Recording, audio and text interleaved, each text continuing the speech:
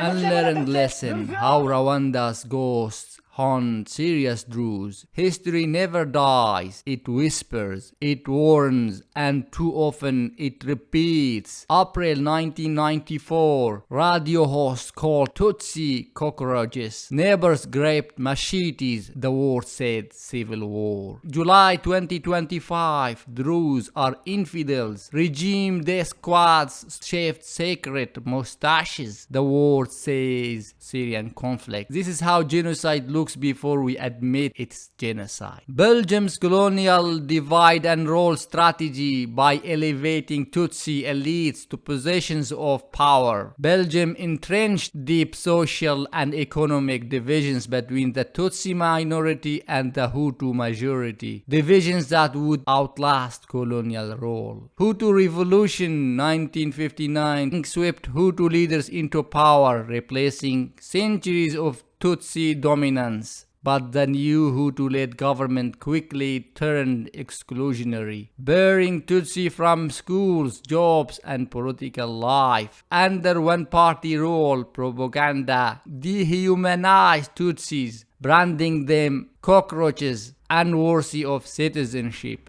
April 1994, a plane carrying Rwanda's president is shot down. Within hours, extremist Hutu militias backed by state power launched a campaign of systematic extermination against the Tutsi minority and moderate Hutus. Neighbors killed neighbors. Churches became slaughterhouses. Over 800,000 people were murdered in 100 days. The world knew.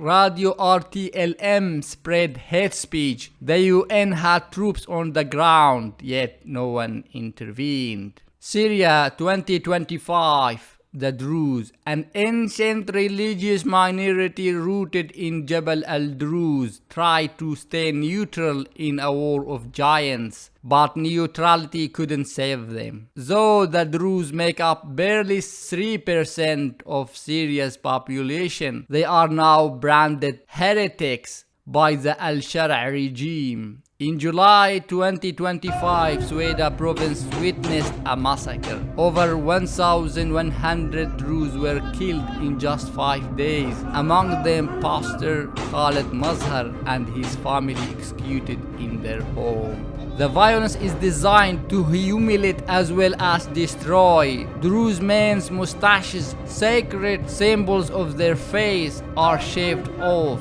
at gunpoint. Regime forces chant Allahu Akbar while executing civilians, a chilling echo of Rwanda's intra-Hamawe militias in 1994. US envoy Tom Barak calls for Syrian troops to stabilize Suwayda after the atrocities, a hollow echo of past excuses. What connects Rwanda and Syria? Both show how quickly hate can be weaponized. In Rwanda, it was cockroaches. In Syria, extremist groups and sectarian regimes have used similar dehumanizing language for minorities like the Druze. In both cases, the world knew. Reports of killings reached international bodies, yet action came too late or not at all. The Rwandan genocide taught us the cost of silence, but have we learned? In Syria, the Druze's suffering and that of other minorities